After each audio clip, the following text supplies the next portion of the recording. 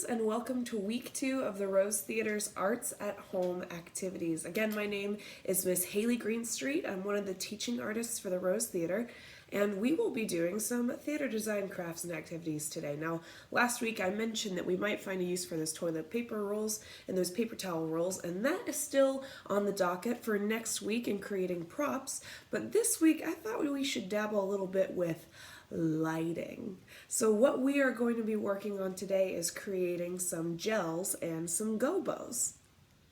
Let's start with gels. Now, gels give a color to a lighting instrument shining onto the stage. Gels are so cool because, well, color can tell us so much about where we are in the world, what time of day it is, maybe even how we're supposed to feel as audience members. Let's give some examples. So if we were doing The Little Mermaid, like we did a few summers ago at the Rose Theater, we would be using lots of, what color gels do you think? If The Little Mermaid takes place under the ocean, we'd probably see lots of blues and greens and purples, right? But when we did the Jungle Book, for instance, a couple seasons ago too, we wouldn't need those blues and purples as much, but we probably would use a lot of green, right? So gels, my friends, are these strong pieces of plastic, and you can see as I put it over my face, it makes my face yellow.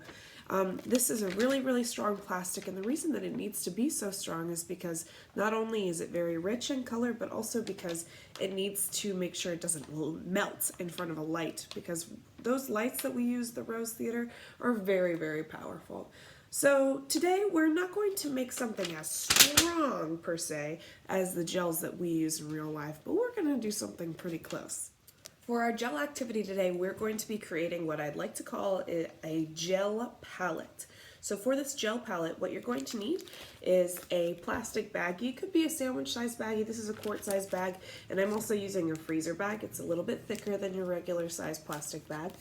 You're also going to need some scissors, and you will need some bright colored markers. Now I'm using permanent markers because it's harder to rub off of the plastic once you draw it on there, but you can use whatever kind of marker you would like. It just might need a little more time to dry.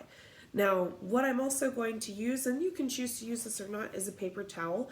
As you might know, permanent markers are very good at bleeding through things, so we want to make sure that doesn't happen. Also, I really like to be able to see the colors as I'm drawing, and you'll see in just a moment what that looks like. For this activity too, and for the gobo activity, it is very important that you find yourself a flashlight. So make sure you have one of those handy today. The first thing that you're going to do is you're going to take your bag and you're going to take your scissors and open up the bag. You're going to cut alongside only one of the long sides of the baggie and then along the bottom as well. This is so that you can unfold the bag and can lay flat as one big plastic sheet. Alrighty friends, you should have one big flat piece of plastic, and you're going to place that down. You can put it on top of your paper towel if you have one. And now you start to create your palette. So when I say palette, I really mean like an artist's palette, a painter's palette. The example that I've made earlier today, I have a few different colors that I've drawn on here. I think this next one I make will be a little more colorful. You can have more than one color if you would like. But what you see here, my friends, is I have made little pools of color. And the reason they're that big is because I have taken my flashlight and placed it onto the plastic baggie and just drawn 4 dots around the sides so that I know when I put it up to the light, it's going to cover that whole front of the flashlight. So you can take your own flashlight and you can measure around it to find out how big of circles you need to make, and you can go wild with it. You don't even have to make circles if you don't want. You can color the whole thing all different colors, and we'll see in just a moment how that affects the light that we shine through it.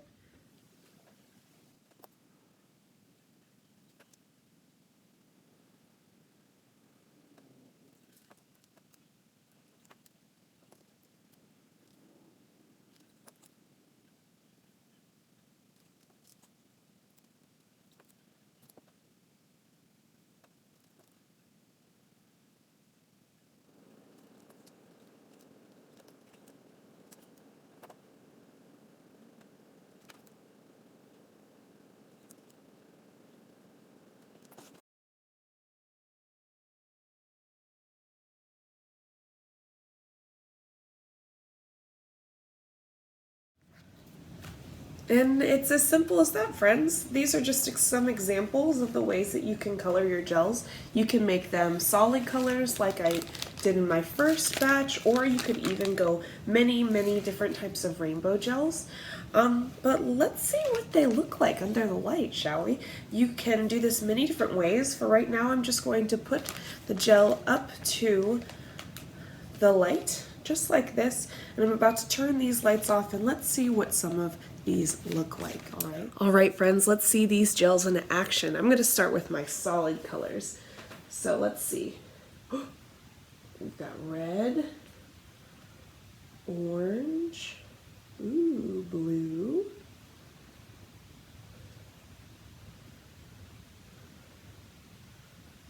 that purple turned out nice.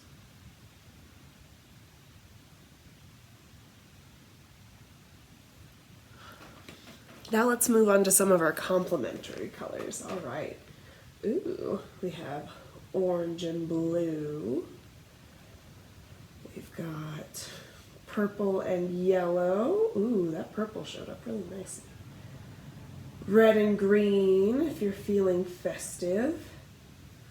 Ooh, here's our like green, pink, and yellow one. Ooh, and then there's pink and black, but the black kind of shows up as a dark blue.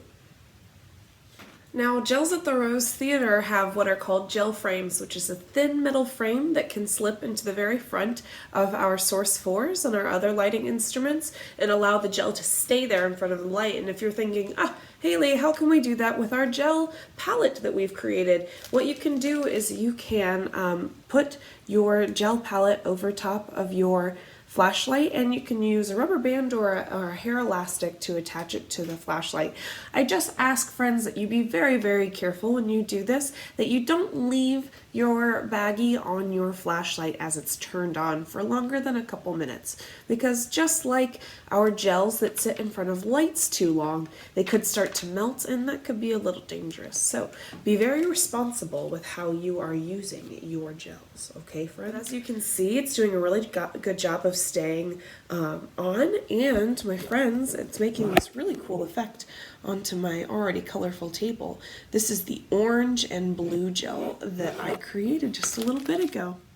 Another important feature of being a lighting designer or a lighting technician is involving texture in your lighting design. Now, texture, my friends, is, well, do you see how behind me we have some shadows of leaves on the wall, and that helps tell you that there are leaves somewhere in my room? Well, that's what we can do with lighting design as well by using what is called a gobo. Now, a gobo is short for the words go-between, and a gobo is kind of like a stencil, but for light. It can allow certain shapes to pass through using the lighting instruments, and it shows onto the stage as leaves, or it could be a reflection from a window. It could even be waves of water. It can take all different shapes, literally. So let's find out what we need to make some gobos too. The materials that you need to make your gobos include some aluminum foil, as well as a paperclip, and a pencil might be necessary, and some scissors if you need to make big shapes, and I'll explain that in just a moment.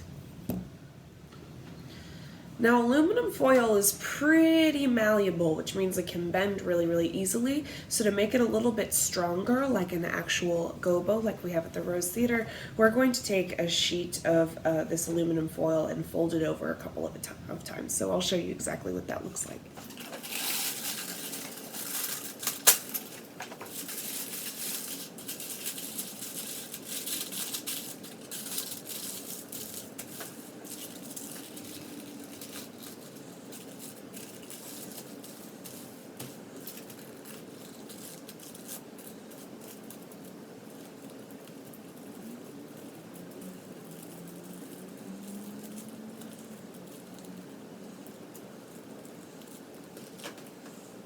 Alright, friends, once your foil is folded, what you can do is you can draw the outline of your face of your flashlight on here so that you know how big you need to make your shapes.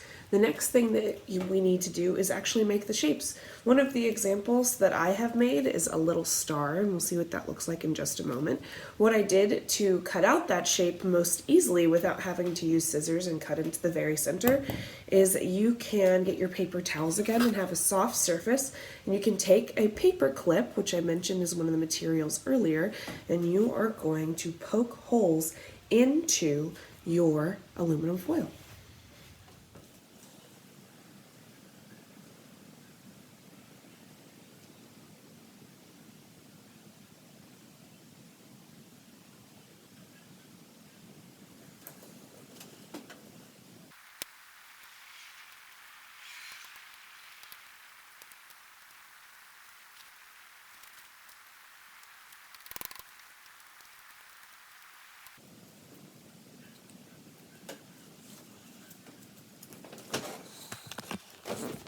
So what we have here is a heart and a smiley face. Let's see how they turn out when I put them in front of a flashlight. Let's see how the Gobos turned out. Ooh, so we have our heart. Looks pretty good to me. And then our smiley face. Wow! He looks a little bit more like a jack-o'-lantern, but very close. And last but not least, let's see that star that I made earlier. How did that? Need to get a little bit closer for this one. But if you have a lot of these all over your tin foil, you can have a starry night. You know what's the fun part now is we get to add both gobos and gels together. So let's see. Let's have our star. And let's have it be purple. How about a purple star? Let's see what it looks like, huh? Ooh! Oh, great! And that's it, my friends. Today we've made our gel palettes as well as a handful of gobos using items that you could easily find all around your house. I hope that this inspires you to make some really fun stories. You can use your gobos and your gels to help tell ghost stories. You can shine cool colored lights on yourself, make scary, different kind of shadows behind you too using your gobos. So friends, thanks so much for joining me on the lighting unit. Next week, I'm excited to talk to you about props and finally using all of those toilet paper and paper towel rolls that I mentioned last week. Until next week, friends, bye.